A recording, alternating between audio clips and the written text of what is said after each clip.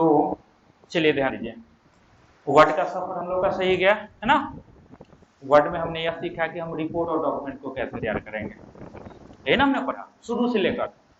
Text formatting, text editing, page formatting, graphics को insert करना, अच्छा कुछ मैक्रोस का यूज था, स्पेलिंग ग्रामर था, सारा ऑप्शंस पे, विकल्प पे हमने यही देखा कि हमने डॉक्यूमेंट को कैसे तैयार करना है, ऑफिशियल हो पर्सनल हो, है ना। हालांकि इस पे तो आपको दिया जाएगा कि प्रोजेक्ट भी सबमिट करना है, उस पर भी हम लोग बात करते हैं। एग्जाम तो हो ही चुका हुआ है, तो 3 दिन का जो प्रोजेक्ट चलेगा उसको शुरू करने के पहले हम एक्सेल का इंट्रोडक्शन देखते हैं, जो आप घर पे होमवर्क के रूप में उसका आप तैयारी करेंगे। क्लियर है। हम प्रोजेक्ट पे बाद में बात कर रहे हैं, वर्ड के प्रोजेक्ट पे बाद में बात कर रहे हैं, फिलहाल हम अभी एक्सेल पे बात करते हैं। एक्सेल को समझने के लिए थोड़ा वर्ड का हम कमजोरी देखते हैं। वर्ड डॉक्यूमेंट बनाने में तो सही है, डॉक्यूमेंट बनाने में इसके बराबर कोई दूसरा सॉफ्टवेयर है ही नहीं, रिपोर्ट बनाने में फिर भी इसमें कुछ कमियां हैं। अगर बात किया जाए तो आप ध्यान दीजिए, अगर हम वर्ड को बोलें, अभी हमने वर्ड को बोला, वर्ड को बोला जाए कि अरे भाई तुम इस कैलकुलेशन को करके दिखाओ, 2+2 को जोड़ के दिखाओ, हमसे तो नहीं सुना, आप लोग भी पढ़े हैं वर्ड, कहीं आप लोग से सुन जाए, बोलिए तो इसको कि 2 पर 2 जोड़ के दिखाओ, जोड़ देगा क्या? जुड़ेगा? नहीं जुड़ेगा। कारण क्या है? इसको कैलकुलेशन नहीं सिखाया गया है, यह सिर्फ रिपोर्टिंग का काम करेगा, डॉक्यूमेंट को बनाएगा, पेज से रिलेटेड काम को करेगा, कैलकुलेशन ही करके नहीं देगा। ये पहली कमी, वर्ड का ही पहला कमी। अगर हमको कैलकुलेशन का काम करना होगा तो हमको दूसरे जगह मूव होना होगा। अब यहीं पे एक्सेल की आवश्यकता शुरू हो गया। नहीं, वहां एक्सेल क्यों हमारे लिए जरूरी है, अब यहां से समझिए। पहला जरूरी कि हम एक्सेल में, इसमें वर्ड में कैलकुलेशन नहीं कर सकते हैं। तो जब वर्ड में कैलकुलेशन नहीं करेंगे और हमको अगर ऑफिस में कोई कैलकुलेशन को करना पड़ेगा तो नींद आ रहा है क्या? जूली नींद आ रहा है क्या? तो ध्यान दे दे थोड़ा बाबू। तो आप इसमें कैलकुलेशन करेंगे नहीं तो हमको आवश्यकता पड़ेगी एक्सेल का। एक्सेल किसी भी तरीके के कैलकुलेशन को पूरा करने में सक्षम है। किसी भी तरीके का कैलकुलेशन का मतलब उसमें गणित से संबंधित कैलकुलेशन कर सकते हो, तर्क से संबंधित कैलकुलेशन कर सकते हो, व्यवसाय से संबंधित कैलकुलेशन को पूरा कर सकते हो, मतलब मैथमेटिकल, स्टैटिस्टिकल, लॉजिकल, फाइनेंशियल, सारा कैलकुलेशन को देने में सक्षम है। क्लियर? जबकि वर्ड एक सिंपल जोड़ने का भी काम आपको पूरा करके नहीं दे सकता है। बात समझ में आ रही है हमारी? चलिए अब दूसरा चीज, मान लो कि तुमने वर्ड भी सीखा, तो वर्ड तो रिपोर्ट बनाएगा। अब तुमको बोला जाए कि तुम अपने गांव में जाओ, सब लोग तो गांव से ही आता है ना, दक्षिण अफ्रीका से तो कोई नहीं ना आ रहा है, गांव से आया। अब तुमको बोला जाए कि तुम अपने गांव में घूम घूम के जितने लोग हैं उनका नाम, उनके पिता का नाम, उनके माता का नाम, कहाँ तक पढ़े लिखे हुए हैं, आधार का नंबर, है ना, इस सारा चीज लिख के लाओ, रिपोर्ट बना के लाओ पेपर पे, और उसको कंप्यूटर पे तैयार करो। हम ही नहीं बोल रहे हैं कि वर्ड में तैयार करो, हम बोल रहे हैं कि कंप्यूटर पे तैयार करो। तो जहां तक तुम्हारा भी नॉलेज है, तुम सीधे क्या करोगे कि गांव में जाओगे, घूम के पेपर पे लिख लोगे, और उसको कंप्यूटराइज करने के लिए तुम वर्ड खोलोगे। तो वर्ड को किस रूप में लिखोगे, वर्ड में किस रूप में उसको लिखोगे? टेबल बनाओगे। क्या उस डेटा को अरेंज करने के लिए टेबल से तो अच्छा कोई विकल्प है नहीं आपके पास। तो हमको क्या क्या लिखना था? नाम लिखना था, अच्छा सीरियल नंबर भी उसमें जोड़ देते हैं, सीरियल नंबर लिखना था, नाम, पिता का नाम, माता का नाम, आधार, 5 कॉलम देने पड़ेंगे। और अच्छा रो कितना देना पड़ेगा? तुम्हारे गांव में कितना लोग होगा? लगभग 1000 से तो कम ये नहीं होने वाला है क्या? 1000 हमको रो देना होगा। क्लियर? 5 कॉलम और 1000 रो। चलिए हम उसको करके देखते हैं। हम इसको डिलीट किए, इंसर्ट पे गए, टेबल और इंसर्ट टेबल, यही ना पढ़े थे हम लोग, टेबल को इंसर्ट करना। कॉलम में दे देते हैं हम 5 और रो में दे देते हैं हम 1000। क्लियर? ओके, बन गया टेबल। हम इसमें लिख लेंगे सीरियल नंबर, क्या इसमें लिखेंगे नेम, इसमें फादर्स नेम, इसमें लिखेंगे मदर नेम, इसमें आधार, नहीं एजुकेशन है ना, क्वालिफिकेशन उसका क्या था ना। अच्छा एक तो छूट गया ना आधार का, अब क्या करना होगा? फिर टेबल को डिलीट करना होगा क्या? तो एक जोड़ लेते हैं क्या? चलिए यहाँ पे एक जोड़ लेते हैं हम, इसका नाम दे देते हैं हम क्या चीज? आधार नंबर, है ना। अब यहाँ से हम लिखना शुरू करेंगे। अच्छा, सीरियल नंबर भी बेचारा अपना से ही बनाना पड़ेगा, वो अपना से अब करना है, वो ऐसा नहीं कि वो अपना से बना पाए, क्या हमको खुद लिखना होगा।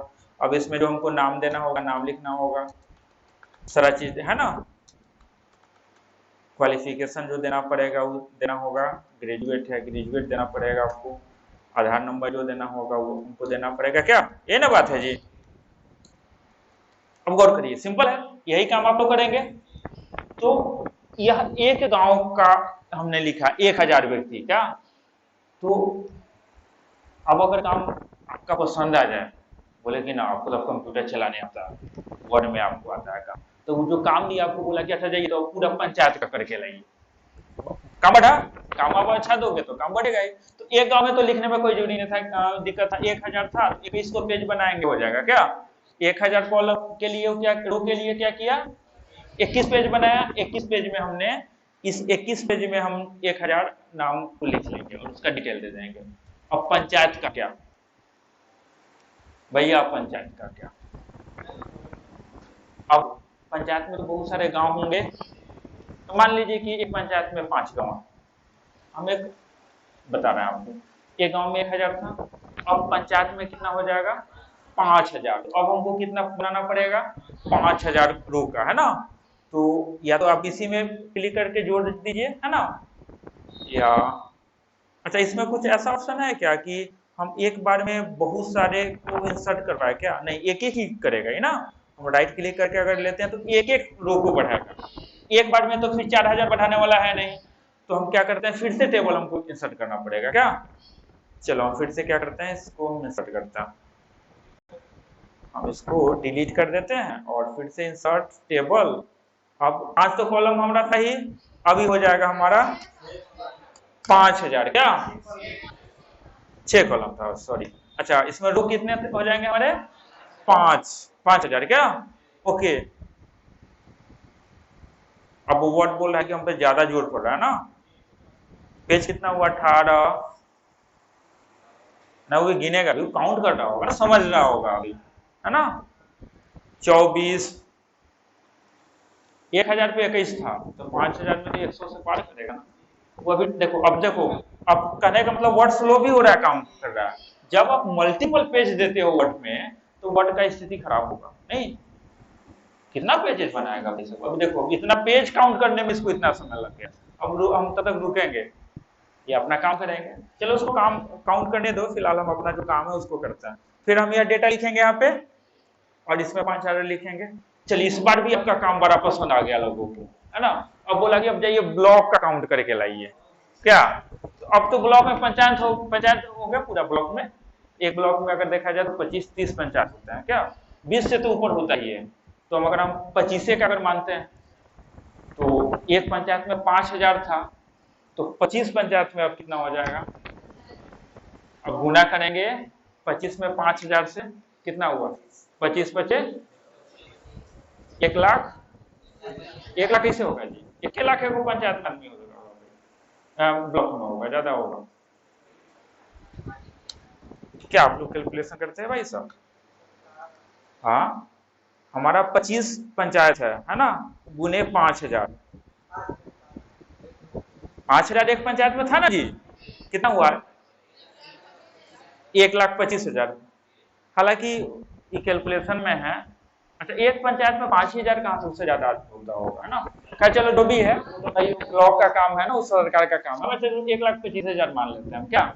अब हमको रिक्वायर्ड कितना होगा, कॉलम्स इसमें 1,25,000। इंसर्ट टेबल 6 कॉलम का और 1,25,000, यही ना, ओके। अब वर्ड बोला कि ना हम ना बना पाएंगे, हमारे औकात में नहीं है। बोला कि हम 32,767 तक बना सकते हैं, उससे ज्यादा हम ना बना सकते। फिल, वर्ड फिल, पहला कमी कैलकुलेशन नहीं कर सकता था, दूसरा कमी बड़े रूप में डेटा को स्टोर नहीं कर सकता। वर्ड की दूसरी कमी, वर्ड का दूसरा सबसे ज्यादा प्रॉब्लम हो गया कि बड़ा रूप में इसमें डेटा पे स्टोर नहीं कर सकता है। जहां लाखों रिकॉर्ड्स आपको लिखने पड़ेंगे एक साथ, तो वर्ड बोलेगा कि नहीं भैया उतना हमारे पास में औकात नहीं है। हम पेज बना के देंगे, कुछ पेज, है ना। अगर 32,767 का ही माने तो कितने पेजेज हो जाएंगे? 32,767 अगर हम यहाँ पे रो दे दें तो फिर भी सैकड़ों पेजेज बनेंगे। तो उस स्थिति में भी आप पेज को संभाल नहीं सकते हैं। कारण क्या है? वर्ड में देखेंगे आप, एक प्रॉब्लम आपको क्रिएट होगा कि जब आप 2 या 2 से अधिक पेजेज बनाएंगे तो अगर नीचे या ऊपर किसी पेज में अगर आप एडिटिंग करिएगा तो उससे रिलेटेड जो पेज होगा वो इफेक्टेड हो जाएगा। अगर ऊपर में सुधारिएगा तो नीचे का भी असर पड़ेगा, नीचे का भी सुधारिएगा तो फिर ऊपर का भी असर पड़ेगा।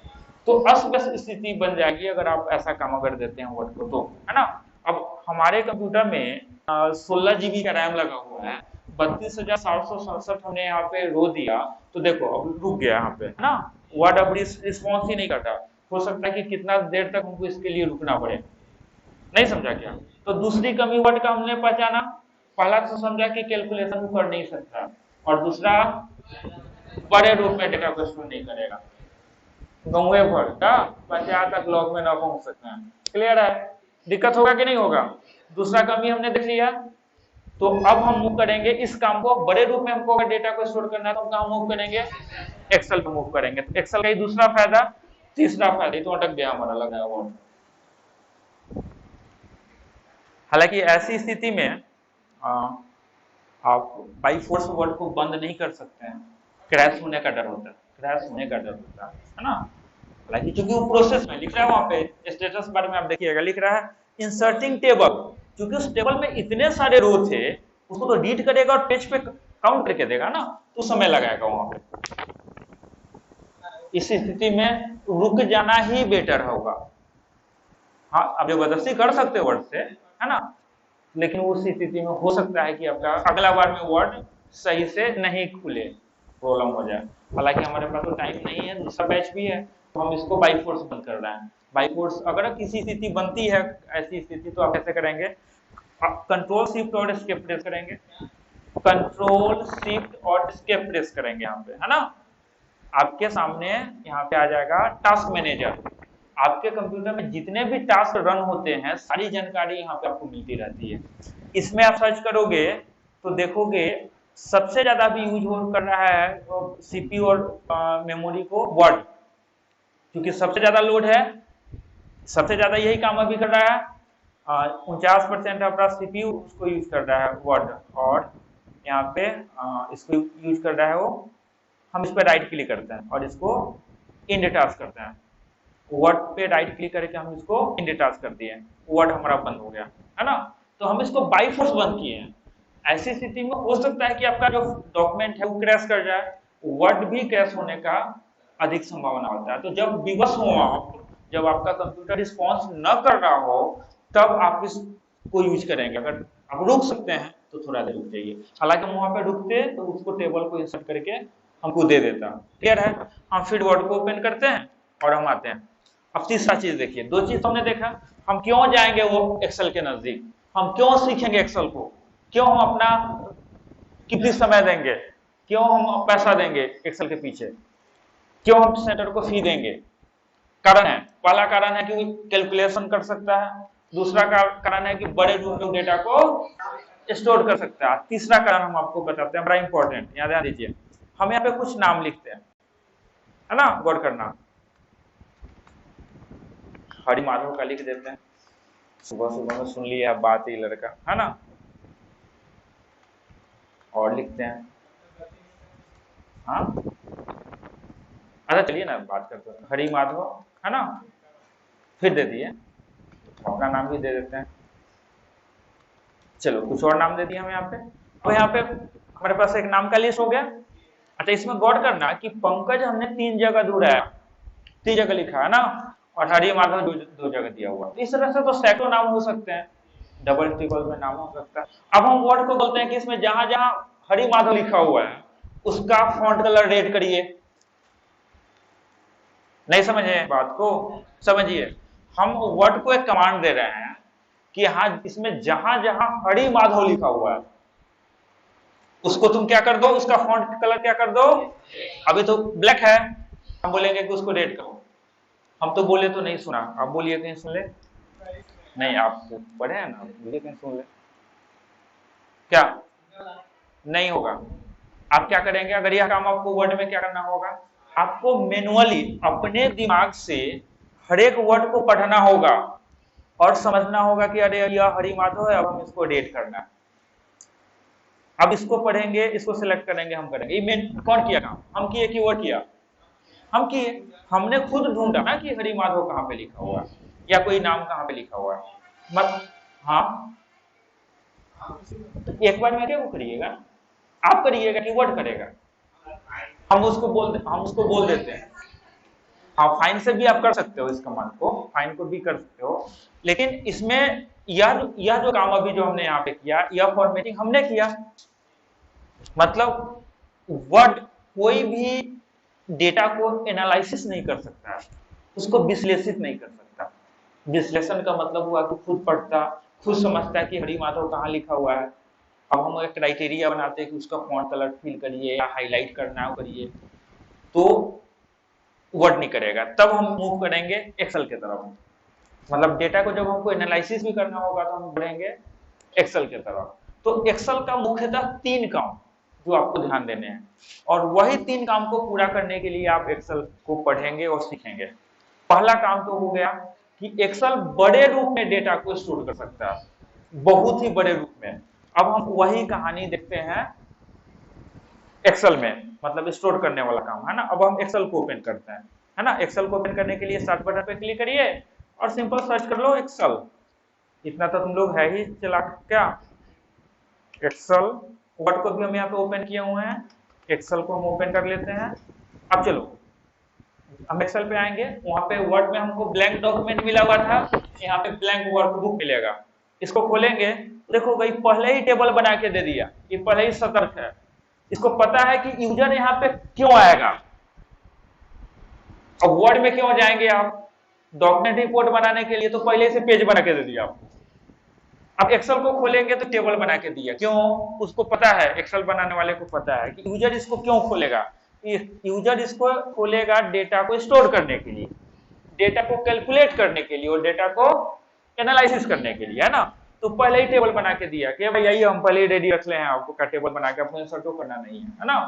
आप कितना डाल सकते हैं इसमें, अगर इस एक फाइल में देखे, अगर एक सी पे देखे तो गौर करना, ये रो हो गया ना हमारा, 1 2 3 रो है हमारा, वहां पे 32,767 हम रो ज्यादा से ज्यादा बना सकते थे। अब इसमें अगर बात करेंगे तो एक सीट पे ही हमको दे दिया 10,48,576। 2-3 गो ब्लॉक का भी लिख सकते हैं, कोई दिक्कत नहीं, एकदम इजीली, कोई परेशानी नहीं, लिखोगे और रिस्पॉन्स कर लेगा वो। तो ये बात साबित हो रहा है कि नहीं कि एक्सेल बड़े रूप में डेटा को स्टोर कर सकता है, बहुत ही बड़े रूप में डेटा को स्टोर कर सकता है। इस पे हम जब सीट के बारे में पढ़ेंगे तो और हम इसके बारे में जानकारी लेंगे, क्लियर है। दूसरा, अगर हम एक्सेल को बोल दे कि भाई ये काम करना, इस 2 और 2 को जोड़ दे, 2 और 7 को जोड़, 8 को जोड़ दे, है ना, 2 और 8 को जोड़ दे, वर्ड जोड़ा था, हम यहाँ इसको जोड़ देंगे, कमांड पास करेंगे, इंटरव्यू जोड़ के दे दिया। देखिए सिंपल, एकदम सिंपल में कैलकुलेट करके दे देगा। तो खाली जोड़े नहीं है आता है, इसको बहुत सारा चीज आता है, सारा मैथमेटिकल कैलकुलेशन करके दे देगा, सब फाइनेंशियल कैलकुलेशन करके देगा, सब स्टैटिकल, सब लॉजिकल कैलकुलेशन करके देगा। मतलब ये बात साबित हो रहा है कि एक्सेल कैलकुलेशन करने में भी सक्षम है। अब चलो, अब वही काम हम यहाँ पे करते हैं जो हमारा काम था नाम लिखने वाला, है ना। हम यहाँ पे फिर वही नाम लिखते हैं, पंकज हरि माधव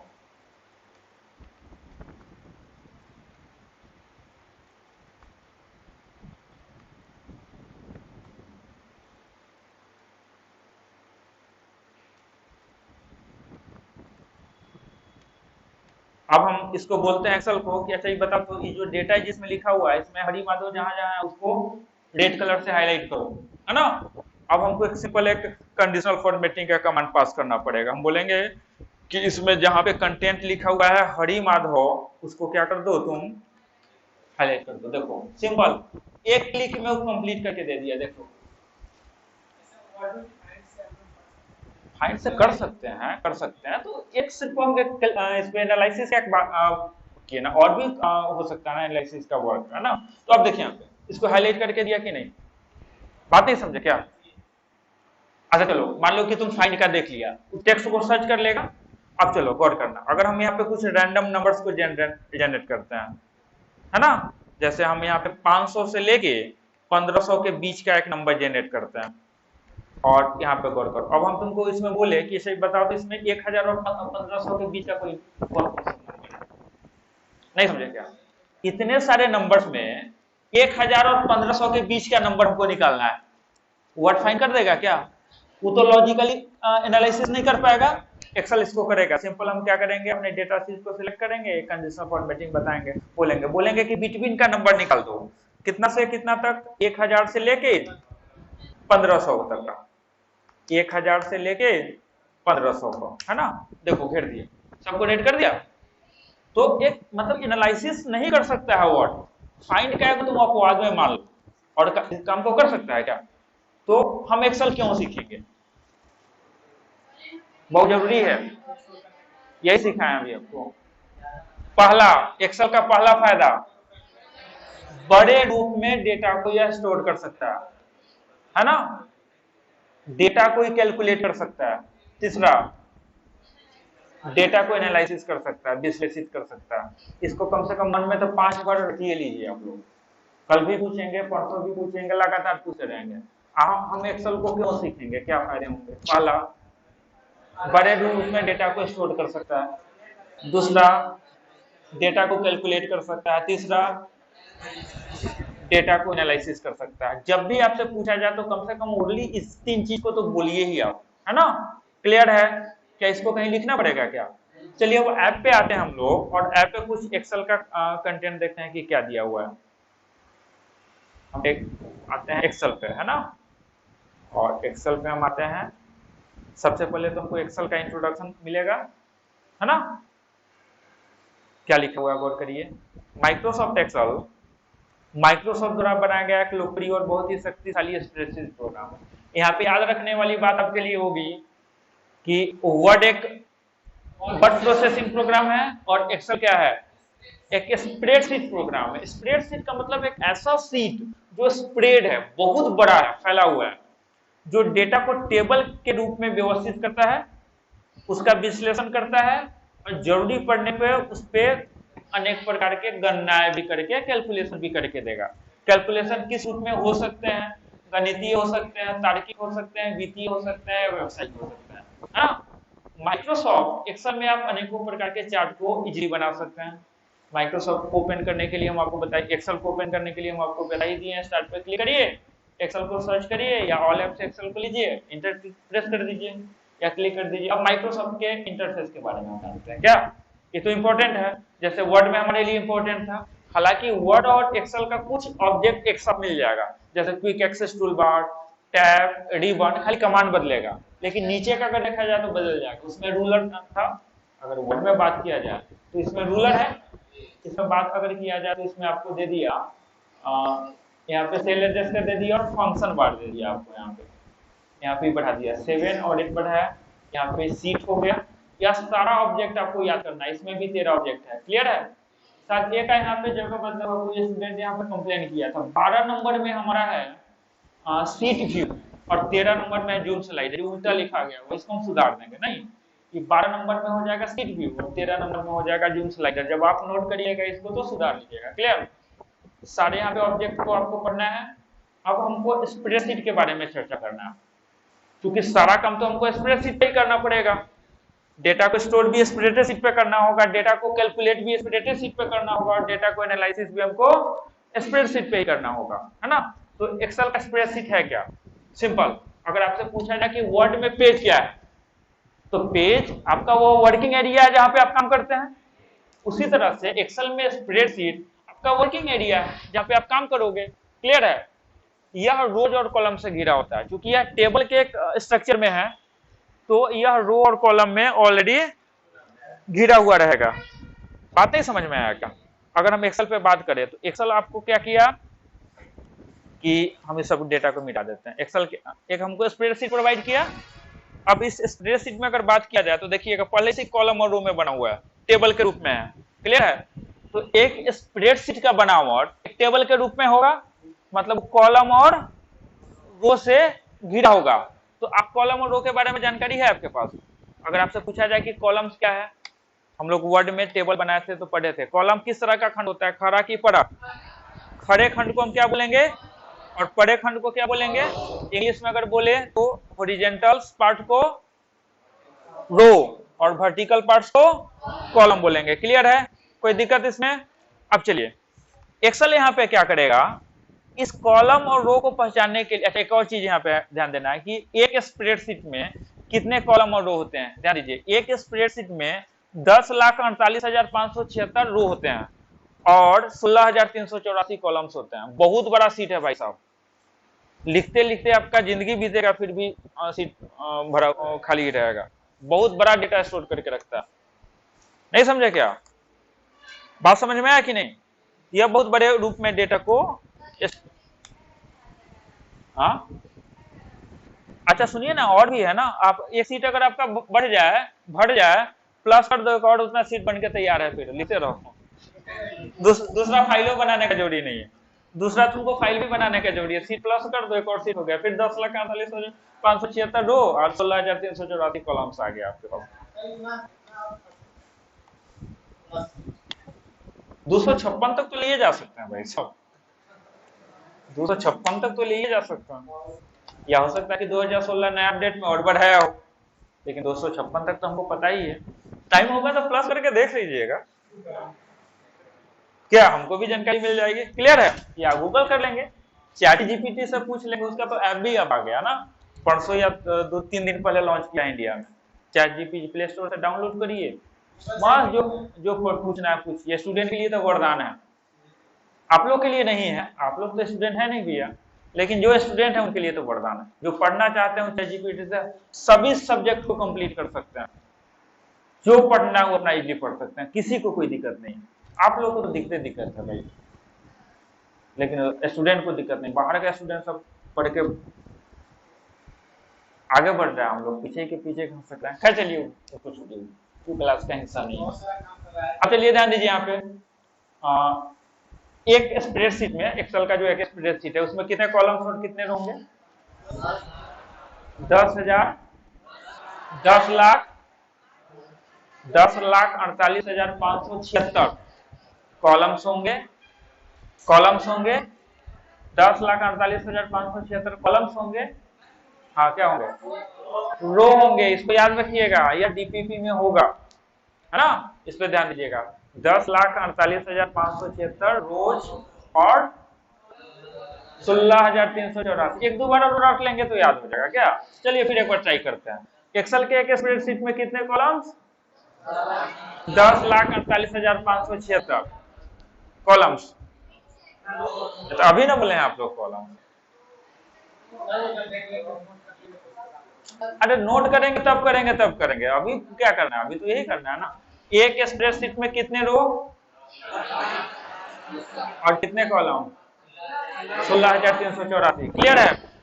अब तो 32,000 पे खत्म हो गया था एक्सेल वर्ड, क्या बोला कि हम ना बनाएंगे। हाँ, 32,767 तक खत्म हो गया। नहीं, अच्छा चलिए, वर्ड में जब हम टेबल बनाते हैं तो टेबल में जितने भी कॉलम्स और रो होंगे उसको हमको खुद आइडेंटिफाई करना पड़ेगा। क्या हम इसको बोलेंगे कि पहला कॉलम है, ये दूसरा कॉलम है, ये तीसरा कॉलम है, ये चौथा, ये एक रो हो गया, ये दूसरा रो हो गया, ये हम तय करना है ना।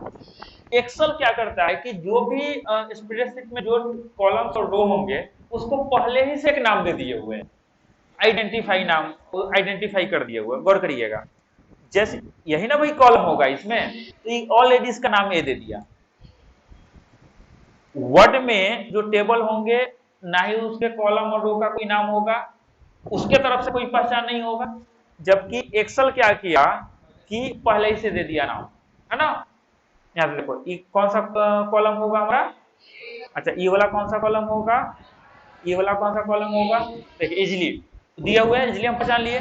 अगर हम इसका बात करें इस रो का, तो ये एक रो हो जाएगा, ये दूसरा रो, उसी तरह से कौन सा रो? 10वां। ये वाला कौन सा रो हो जाएगा? 17। मतलब कॉलम और रो दोनों का नाम दिया। अच्छा, ये जो नाम जो दिया यह यूनिक नेम है, कॉलम का भी नाम और रो का भी नाम यूनिक। यूनिक का मतलब अनोखा, अद्वितीय, जो दूसरे से मिलता जुलता नहीं हो।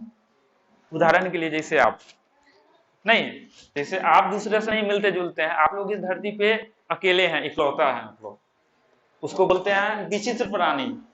क्या समझी? समझी? नहीं सुनाई दे रहा है क्या? वैसे व्यक्ति जो दूसरे से न मिले उनको बोला जाता है विचित्र प्राणी। आपके जैसा ही धरती पे, धरातल पे कोई दूसरा नहीं है। तो आप लोग क्या हो जाइएगा? यूनिक, अनोखा, अद्वितीय, जो दूसरे से मेल ना खाए। नहीं समझे क्या? अनोखा का मतलब समझ लिए? जब भी यूनिक का मतलब भूल जाए तो अपने आप को याद कर लीजिएगा। अब बोलिए कि हम अकेले हैं इस धरती पे, हमारे जैसा तो कोई है नहीं। नहीं समझे क्या? अब यहाँ पे उसका मतलब क्या हुआ? हमने क्या बोला कि यह जो कॉलम का नाम यह ए दिया, यह यूनिक है, अनोखा, अद्वितीय, ये फिर दूसरे से नहीं मिलेगा। मतलब इस पूरे सीट पे, अब इस सीट 2 पे, इस सीट 2 पे अब दूसरा कोई ए कॉलम नहीं होगा। यह ए कॉलम सिर्फ इसी को मिला। इसको बी मिला, सी मिला, डी मिला, ई मिला, एफ, इस तरह से कहां तक जाएगा?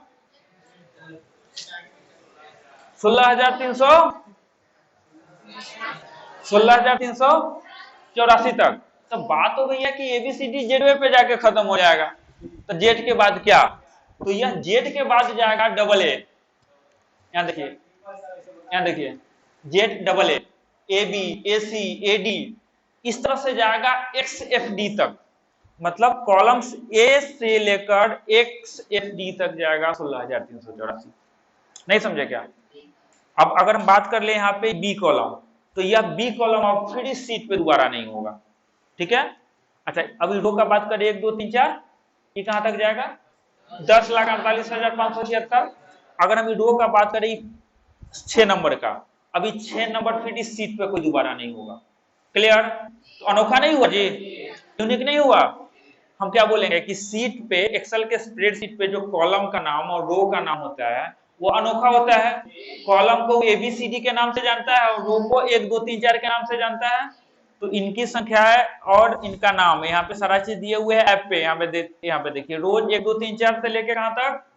10,48,576 तक। कॉलम्स एबीसीडी तक से लेके एक्स एफ डी तक 16,384 तक। और सेल A1 B2, चलो सेल को भी देख लेते हैं हम लोग यहाँ पे। अब गौर करना, जो ये कॉलम हुआ हमारा और ये जो रो हुआ, इससे एक इंसर्ट पॉइंट बना। कॉलम और रो से हमारा एक टुकड़ा बना। से तो ऑलरेडी हम लोग वर्ड में भी पढ़े हुए थे ना।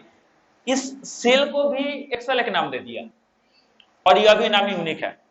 जैसे गौर करो, अगर हम इस कॉलम की बात करें तो ये कॉलम कौन सा होगा हमारा? ए, और ये रो कौन सा होगा? तो इस सेल का ही नाम दे दिया A1। सेल का नाम उसके कॉलम के नाम पे और रो के नाम पे रखा गया है। सेल का नाम उसके कॉलम के नाम पे और रो के नाम पे रखा गया है। रुपए जी किस पे जाइएगा आप? कंप्यूटर नंबर कितना है आपका? रुपए जी कंप्यूटर नंबर कितना है? बिटू लैब से कराइए, लोग का चेंज कराइए, दीजिए सब लोग को। नहीं समझे क्या बात को? तो एक्सेल क्या किया? हर एक सेल का भी एक नाम दे दिया। उस नाम को कैसे बनाया गया? उसके कॉलम के नाम पे और उसके रो के नाम पे। यह हमारा हो जाएगा A1। अच्छा, इसका बात करें तो बी कॉलम और 6 रो, तो B6। अच्छा, यहाँ पे यहां तक बोला रे। अच्छा, इसको यहाँ बताओ F16। यहाँ पे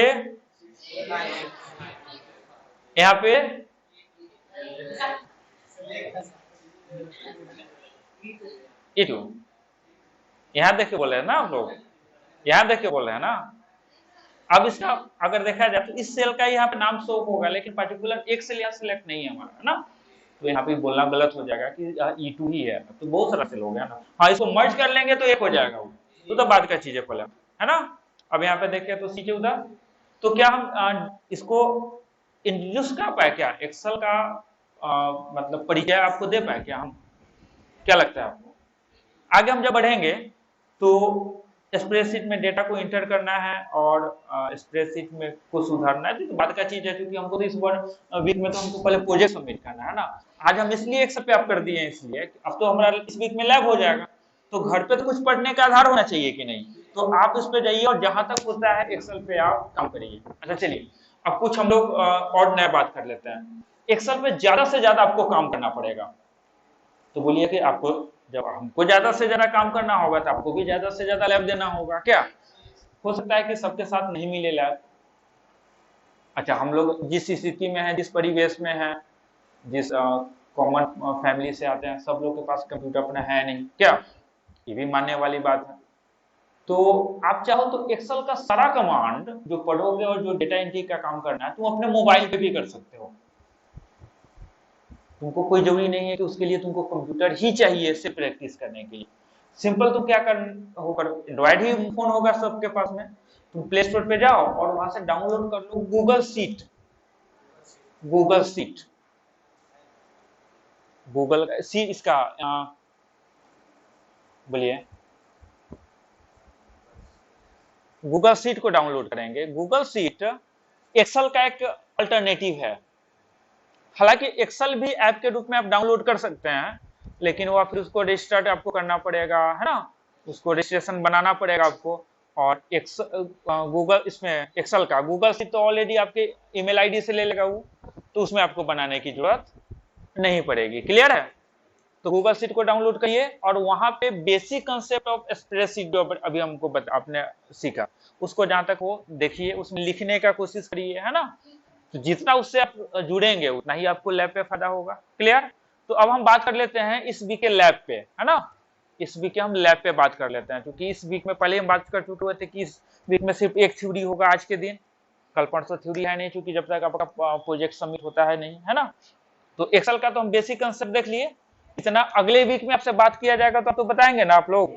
जहां तक होता है ऐप पे पढ़ाई करिए, गूगल सीट को या एक्सेल जो ऐप मिल जाए आपको जिसमें सहूलियत हो उसको डाउनलोड कर लीजिए और उस पर आप अपना काम करिए। क्लियर है?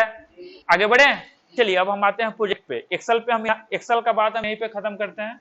तुरंत हमने इस वीक में एक्सेल वर्ड का एग्जाम दिया था, और अब हमको क्या करना है, वर्ड का एक प्रोजेक्ट सबमिट करना पड़ेगा। जो आपने जितना काम सीखा उसमें हम मशीन गाइड को ओपन करते हैं ऐप से, और मशीन गाइड में आप बात करेंगे अगर मशीन गाइड में, तो आपको क्या मिलता है इस चीज को देखिए।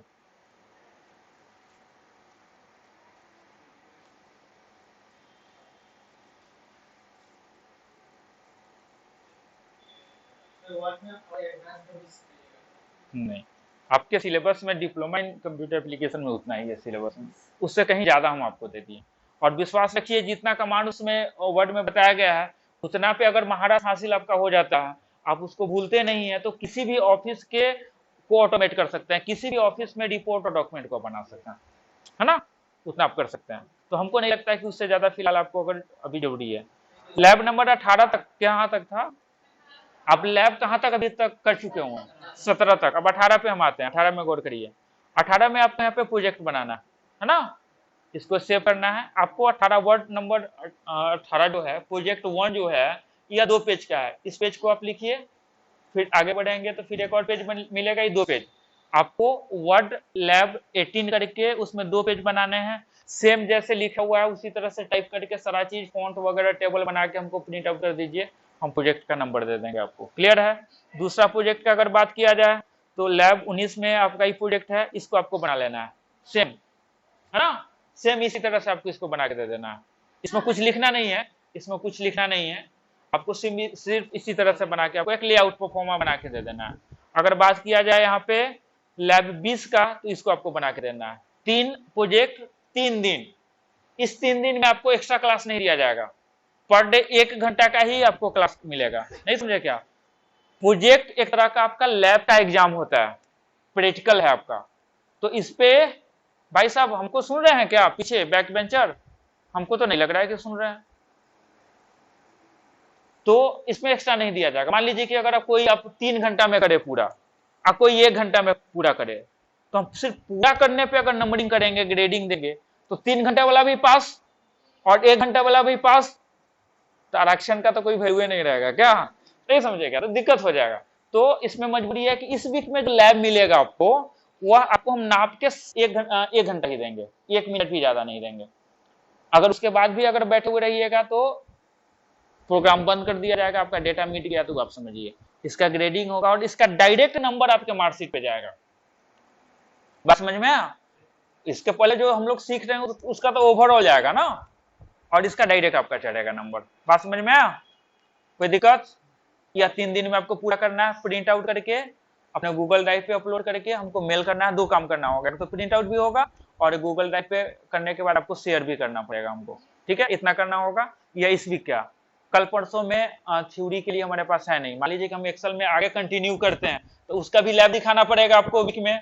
तो हमको नहीं लगता कि वो प्रोजेक्ट और एक्सेल दोनों एक साथ कर पाएंगे आप लोग, मुश्किल हो जाएगा, है ना? तो 2 दिन मस्ती हमारे तरफ से, सावन का छुट्टी मान के चलिए, 2 तरफ से घूमिए। हाँ हाँ, उसको देखिए, जितना घर पे आप प्रैक्टिस कर पाते हैं उतना आपको फायदा होगा, है ना? क्योंकि पहले ही बताया हुआ है कि practice make the man perfect, है ना? मतलब अभ्यास आपको बड़ा बनाएगा। जितना आप अभ्यास करिएगा